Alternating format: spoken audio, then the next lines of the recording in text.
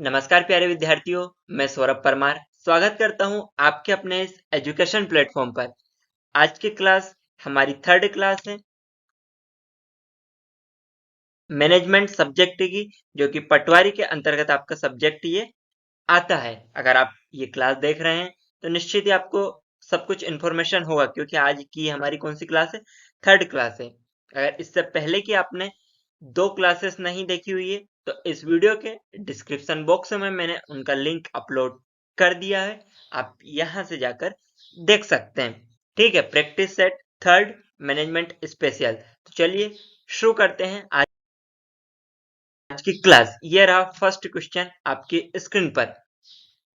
पहला प्रश्न है, संगठन के लक्ष्यों, ठीक है लक्ष्यों है, को प्राप्त करने के लिए योजनाओं और कार्यनीतियों को लागू करने के लिए जिम्मेदार है। क्या बोल रहे हैं कि कोई भी हम संगठन बनाते हैं तो उनके लक्ष्य को प्राप्त करने के लिए, जैसे कि आपने भी पटवारी का क्या भरा? फॉर्म भरा। अब आपको जॉब चाहिए, ठीक है, पटवारी बनना इज्जत से, है ना? तो आप क्या करेंगे? अपना एक रूटीन बनाएंगे ना, लक्ष्य को प्राप्त करने के लिए योजना बनाएंगे कि मुझे ये सब्जेक्ट इस समय में पढ़ना है, ये इस समय में पढ़ना है।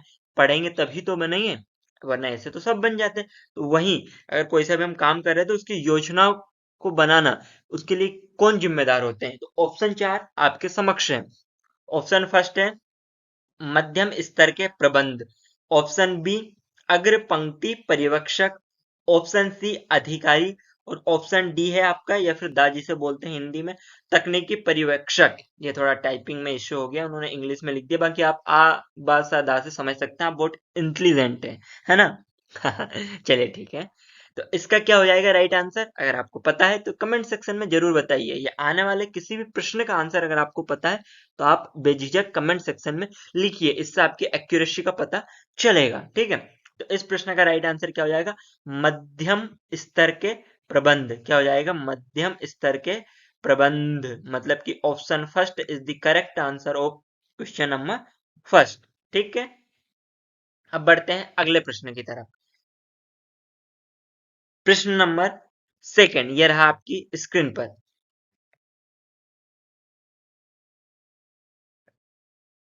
बीसीजी, ये आपको याद रखना क्या है? बीसीजी। बीसीजी मैट्रिक्स का आविष्कार इस वर्ष में किया गया था। किसका आविष्कार? बीसीजी का।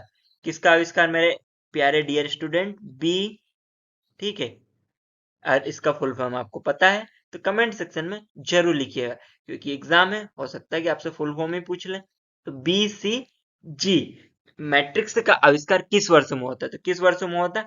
1970, 1970 में बीसीजी का आविष्कार हुआ था। तो ऑप्शन नंबर सा यानी कि c is the correct answer of question number second. Next question. Next question है, निम्न में से निम्न में से क्या एक व्यक्ति को गतिविधि से जोड़ने के द्वारा, मतलब कोई भी एक व्यक्ति, उसको किसी भी प्रकार की हम गतिविधि से जोड़ते हैं तो जोड़ने के द्वारा भूमिकाओं के निर्माण के लिए व्यवसाय को सक्षम बनाता है? ऑप्शन 4 आपके समक्ष है। इसमें से क्या सक्षम बनाता है? आपको नो जॉब चाहिए तो क्या सक्षम बनाएगा? आपकी पढ़ाई, आपका रूटीन, ठीक है, आपका डिसिप्लिन, ये सब कुछ चीजें ही आपको सक्सेस करेगी ना। तो क्या हो जाएगा इस प्रश्न का राइट आंसर? ऑप्शन ए होगा क्या, आयोजन, या ऑप्शन बी प्रत्यायोजन, या ऑप्शन सी विविधीकरण, या ऑप्शन डी नियोजन? तो इस प्रश्न का राइट आंसर हो जाएगा आयोजन। आयोजन ही पहले है ना, ये तो बाकी अपन चीजें बाद में करेंगे। अगर आप फॉर्म ही नहीं भरते और कितना ही पढ़ ले तो कोई काम का था क्या? नहीं था ना। ठीक है, आशा करता हूं कि आप रिलेट कर करके पढ़ते जा रहे हैं, क्योंकि मुझे भी पता है और आपको भी पता है कि जो गवर्नमेंट जॉब होता है ना, ये बहुत पैसेंस का काम होता है, बहुत धैर्य रखना पड़ता है, बहुत डाटा अपने मस्तिष्क में रखना पड़ता है। और सबकी सिचुएशन तो अलग होती नहीं है, किसी को पढ़ना भी है, काम भी करना है, दोनों चीजें करना, फैमिली भी करना, को भी सपोर्ट करना, उनको भी समझाना है। मतलब कि समझाने से तात्पर्य है कि सब जिम्मेदारी कंधों पे बोझ आ जाता है ना, तो सबका अलग अलग कंडीशन है। तो मेरा फोकस ये है यहाँ पे कि मैं इस तरीके से आपको समझाने का प्रयास करूं, पढ़ाने का, कि आपको ये क्लास दोबारा ना तो देखनी पड़े ना याद करनी पड़े, एक ही बार में आपको सब कुछ याद हो जाए। बढ़ते हैं अगले प्रश्न की तरफ। ये रहा आपकी स्क्रीन पर क्वेश्चन नंबर 4। क्वेश्चन नंबर 4, एक सेकेंड मेरे डियर स्टूडेंट। हाँ, एक प्रबंध सहयोगात्मक एक प्रबंध सहयोगात्मक प्रक्रिया के माध्यम से लक्ष्यों को निर्धारित करता है। अधीनस्थ कर्मचारी का निष्पादन किस हद तक लक्ष्यों को पूरा कर रहा है, ये मूल्यांकन और निष्पादन को पुरस्कृत करने में एक महत्वपूर्ण पैरामीटर है। निम्नलिखित में से किस नियम से यह बात समाप्त है? ठीक है, तो इस प्रश्न का राइट आंसर क्या हो जाएगा? ऑप्शन फर्स्ट, संसाधनों द्वारा प्रबंध। ऑप्शन सेकंड, प्राधिकरण। ऑप्शन सी, प्रणाली। ऑप्शन डी, उद्देश्य। तो इस प्रश्न का राइट आंसर क्या हो जाएगा आपका? Option D. ठीक है, option D is the correct answer of question number 4, उद्देश्य। ठीक है, बढ़ते हैं अगले प्रश्न पर। यह रहा आपकी स्क्रीन पर क्वेश्चन नंबर 5। सामाजिक सांस्कृतिक वातावरण फर्म का गठन करता है। सामाजिक सांस्कृतिक वातावरण फर्म का गठन करता है। ऑप्शन फर्स्ट, सूक्ष्म पर्यावरण। ऑप्शन बी, बृहद। ऑप्शन सी, आंतरिक। ऑप्शन डी, सभी। तो इस प्रश्न का राइट आंसर क्या हो जाएगा? ऑप्शन बी, बृहद। ठीक है, option B is the correct answer of question number 5। अगला प्रश्न ये रहा आपके समक्ष। 1991 यानी कि 1991 के बाद भारतीय अर्थव्यवस्था का वह युग है जिसे अर्थव्यवस्था में व्यापार संचालनों पर प्रतिबंधों के कम करने और निजीकरण का विस्तार करने द्वारा अभिलक्षित किया गया। निम्नलिखित या फिर निम्न कहलाता है, क्या कहलाता है? ऑप्शन फर्स्ट, निजीकरण कहलाता है, या ऑप्शन बी, औद्योगिकरण कहलाता है, या फिर ऑप्शन सी, उदासीनीकरण कहलाता है, उदासीकरण, या ऑप्शन डी, वैश्वीकरण। तो क्या कहलाता है? ऑप्शन सी, उदासीकरण। उदासीकरण is the correct answer of this question 6। ठीक है, अगला प्रश्न। अगला प्रश्न आपका है, प्रबंधन का परिप्रेक्ष्य जो कार्यस्थल एवं सामाजिक अन्योन्य प्रक्रिया में लोगों के व्यवहार, जरूरत एवं अभिवृत्ति को समझाने के महत्व पर बल देता है, निम्न कहलाता है। मतलब कि जो प्रबंधन करते हैं ना, तो कार्यस्थल, सामाजिक अन्योन्य प्रक्रिया, ये 3-4 क्रियाएं हो गई। इनको व्यवहार को, जरूरत एवं अभिवृत्ति को समझाने के महत्व पर बल देता है। कौन देता है? ऑप्शन फर्स्ट, नौकरशाही। ऑप्शन बी, मानवतावादी। ऑप्शन सी, क्लासिकी। ऑप्शन डी, वैज्ञानिकी। तो कौन देता है?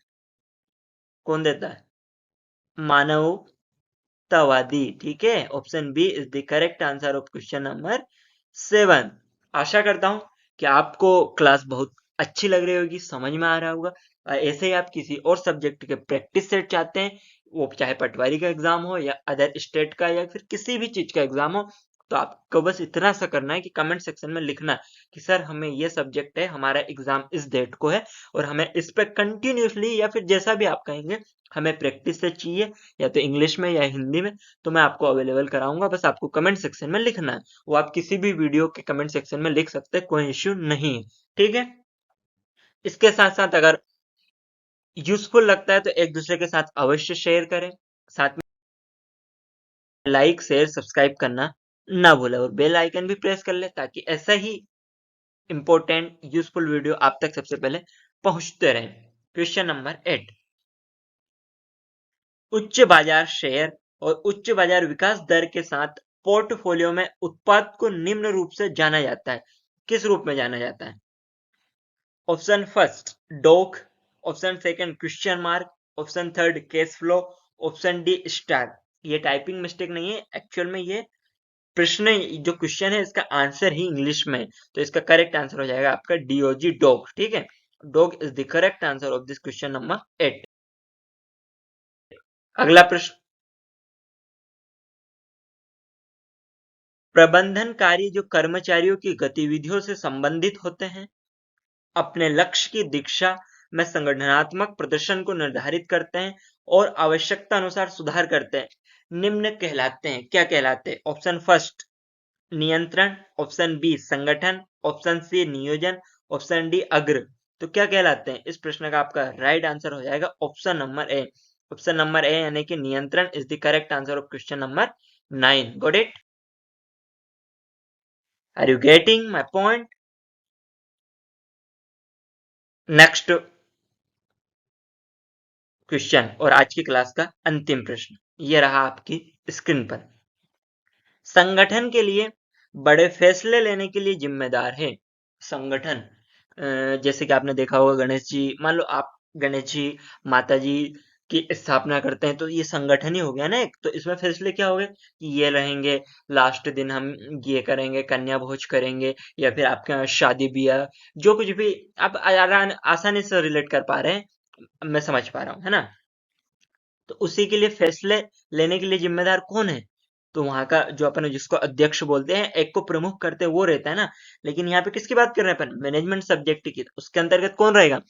शीर्ष प्रबंधन रहेगा, या विभाग के प्रमुख, या पर्यवेक्षक, या अधिकारी? तो कौन रहेगा? शीर्ष प्रबंधन। ठीक है, शीर्ष प्रबंधन रहेगा।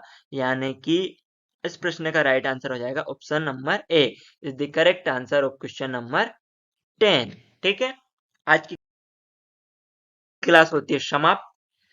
अंत में वही हमारा धर्म है। धन्यवाद वीडियो को देखने के लिए। Thank you so much for watching this video. Please do like, share, subscribe and press the bell icon. ठीक है, घंटी बजा लेना भाई साहब। चलता हूं मैं, अपना ध्यान रखिएगा, मिलते हैं अगली